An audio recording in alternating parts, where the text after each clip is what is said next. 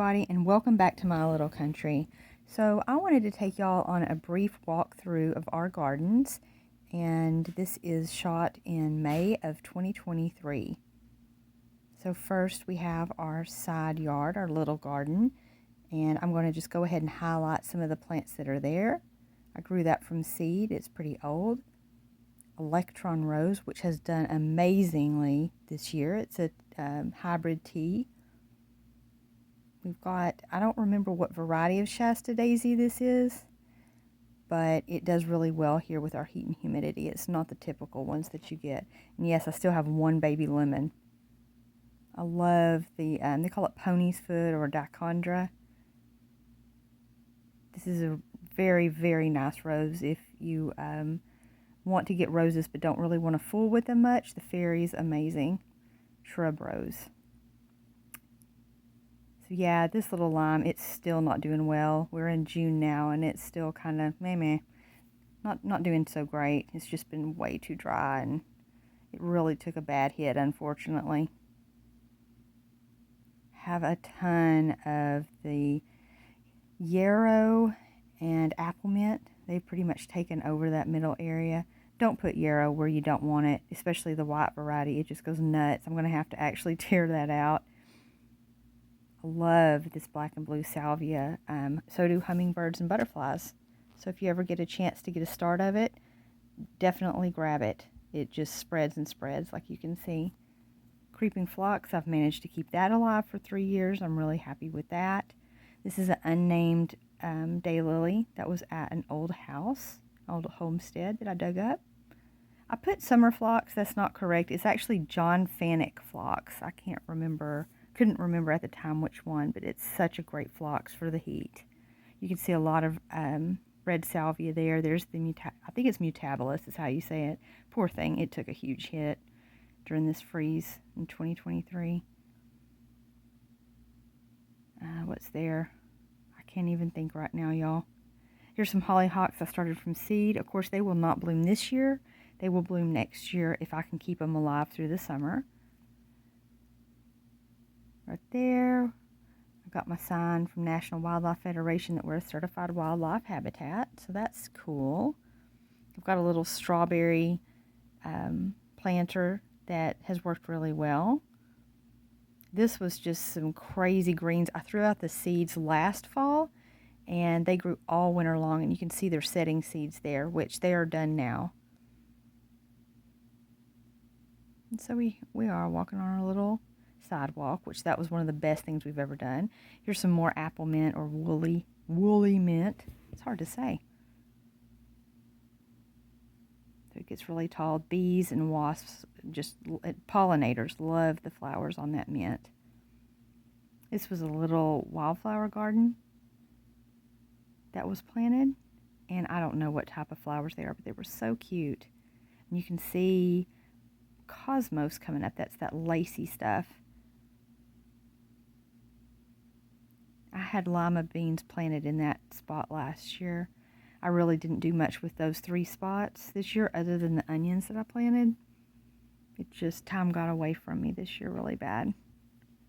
We've got blanket flower and coreopsis or tick seed. That's the yellow. Blanket flower was the red. These are some beds that my husband helped me make, or the trellises there. Love those. And that's a bed I made out of a fallen pine tree in the background. And right here we've got yard-long beans, which we are in July right now, and it's crazy. Did I say June earlier? Y'all, we're in July. I mean, I'm telling you. But these yard-long beans, oh my gosh. If you've never planted them, plant them if you like green beans. Do it now. And these are just random. Anyway, I'll really let my yard get away from me. You can see this grass has died back. And I have a ton of wildflowers that just came up and I left them. This blackberry is a prime arc blackberry. It is thornless. It has erect, I'm sorry, it's late and I'm trying to record this. It's not working. Stems, stalks, whatever. There's a plum tree I planted last year, and it's done really, really well. mean, look at these canes. Look at these canes. They're huge. And unfortunately, some of them broke off because we had a bad windstorm, so that's why I put this cage around it. These strawberries are Seascape, and even though they're not really labeled for our area, they taste so much better than anything else. Here's some of those Primark blackberries that had set earlier. Well, of course, this was in May, and it's July, and y'all, they are covered with blackberries in July, even with this crazy heat. So swing around here. We've got more of those strawberries. I'm trying to keep those alive right now, but man, they taste so good. This is also called blanket flower or Indian blanket flower. It reseeds itself. I did not plant any of these wildflower seeds. They reseeded from plants last year. And I just can't pull them up. And so they always grow right next to the sidewalk into the craziest places. But look at all those pollinators. I just can't pull those up. There's some leeks I had from the grocery store that I planted. That's those fan looking things. Here we have some 2-year-old Black Magic kale, and that in that bed that set seed was some cilantro.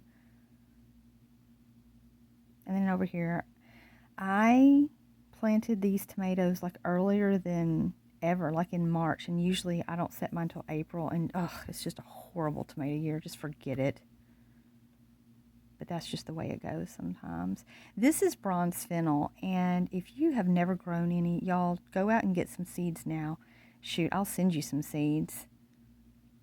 It is an amazing plant. Love this plant. Love this plant. Scarlet sage. It reseeds itself very, very well. And in fact, you can see it's just coming up. I did not plant those, obviously. They just came up. But hummingbirds and butterflies and pollinators love them. That is a Brad's Atomic Grape tomato. It was fun. It's interesting. Has very good flavor. Again, here's the bronze fennel. And the reason you need to plant it is right here. This is a black swallowtail caterpillar.